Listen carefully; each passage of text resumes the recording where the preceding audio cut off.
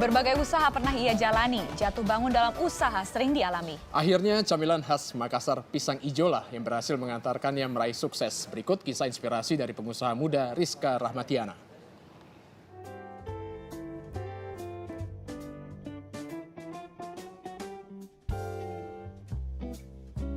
Rasa manisnya mampu membuat siapapun ketagihan untuk menyantapnya.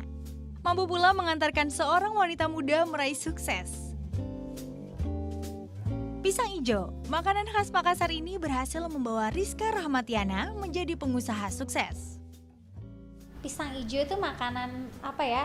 Saya tuh pilih pisang ijo karena kebetulan, gitu. Kebetulan. Jadi saya bingung waktu itu buka kafe gagal ya, buka bisnis snack juga gagal, buka minuman juga gagal.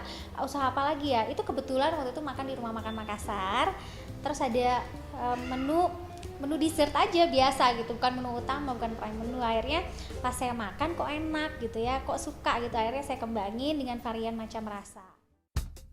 Selama 6 tahun menggeluti usaha ini, berbagai penghargaan telah diraih oleh wanita berusia 28 tahun ini. Salah satunya yang paling bergengsi, Rizka terpilih sebagai pemenang Ernst Young Winning Woman 2012 dari lembaga audit terkemuka Ernst Young Inggris. Rizka meniti usaha ini ketika ia menjadi mahasiswa di Fakultas Ilmu Komunikasi Universitas Padjadjaran Bandung saat ia berusia 21 tahun. Dengan modal awal Rp150.000, kini Rizka mampu meraup untung hingga ratusan juta setiap bulannya. Awalnya sebelum usaha pisang ijo ini, dia pisang ijo kan bisnis yang ke-9.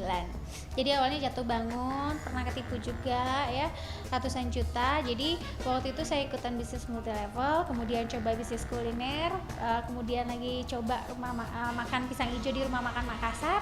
Akhirnya suka, tertarik itu menjalani bisnisnya, terus saya inovasi, kembangin. Sekarang udah ada di seluruh Indonesia. Modal awal jalani pisang ijo ini hanya Rp150.000 saja. Agar virus wirausaha menyebar, Rizka pun mewaralabakan usahanya. Kini tak hanya di Bandung, Jawa Barat, namun ada lebih dari 300 gerai yang tersebar di seluruh Indonesia.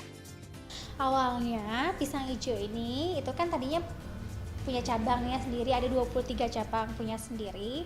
Nah, kita waralabakan itu supaya membangun jaringan-jaringan pemasaran yang luas. Jadi kalau misalnya kita buka di Kalimantan, buka di Papua, buka di Sulawesi, itu kita juga nggak perlu harus ada di sana, harus survei lama di sana, makanya di franchise kan atau diwaralabakan. Konsistensi dan kesuksesannya dalam dunia usaha membuat Faidah Satriana tertarik untuk bermitra.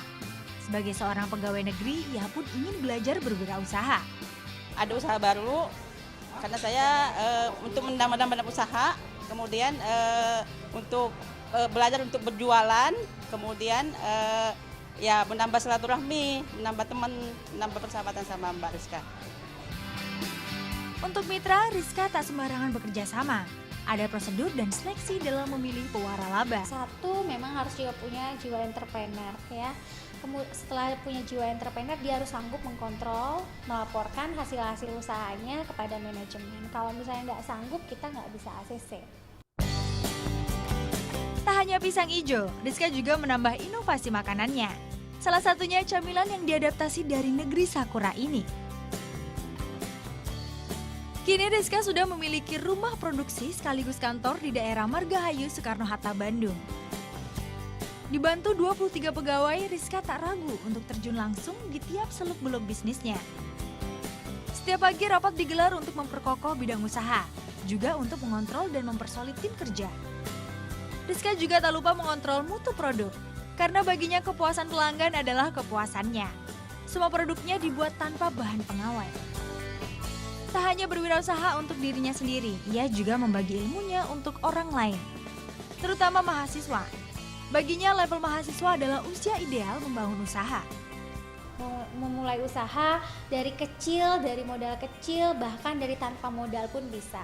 Akhirnya saya membuka sharing-sharing ya kepada mahasiswa, karena saya memulai usaha juga dari mahasiswa.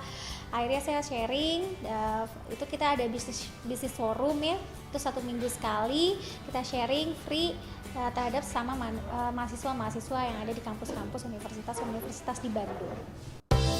Rizka menciptakan sistem kerjasama dan berbagi omset penjualan untuk pelaku usaha kecil menengah dan mahasiswa. Tak hanya berbagi ilmu, ia juga kerap memberikan fasilitas operasional yang dapat menunjang usaha. Dan semua diberikan gratis. Manfaat ini dirasakan betul oleh Ori Immanuel. Di Bandung ini Tokyo Banana masih baru, terus target pasarnya lumayan banyak, terutama di keluarga. Terus buat nambah pengalaman juga, pengalaman pertama kebetulan buat saya. Giat dalam berwirausaha dan berhasil meraih sukses tak lantas membuatnya lupa daratan. Ia juga peduli akan pendidikan bagi anak yatim. Sebenarnya kita juga ada pengen membantu sesama sosial ya. Saya punya cita-cita gitu ya, pengen mengasuh anak-anak yatim. Bagaimana nanti mereka, namanya juga yatim kan, nggak punya pembimbing dari orang tua. Jadi nanti saat mereka dewasa, mereka sudah punya pegangan, saya mau arah tujuannya kemana. Kalau jadi pengusaha ya harus belajar dari kecil gitu ya, minimal belajar dagang, belajar ketemu orang ya. Di waktu senggangnya dalam 1 kali seminggu, ia membagikan berbagai ilmu kepada anak yatim dan anak jalanan. Tujuannya menanamkan ilmu wirausaha sejak dini. Rizka juga membuka cakrawala anak-anak lewat pelajaran bahasa Inggris dan Arab. Senang banget tadi diajarin bahasa Inggris sama bahasa Arab. Menjadi pengusaha tak membuatnya lupa kodrat sebagai wanita. Dikaruniai 2 orang anak, ia tetap menjalankan kewajibannya sebagai ibu rumah tangga. Berinteraksi dengan keluarga, terutama suami dan anak, bisa menjadi obat mustajab menghilangkan penat. Kalau usaha itu harus fokus dan konsisten, karena semua usaha harus berproses. Kalau misalnya mau besar juga harus berproses, tapi kuncinya harus fokus dan konsisten terhadap usaha yang Anda jalani saat ini. Lucky Fitriani, Yeri Wahyudi melaporkan untuk NET.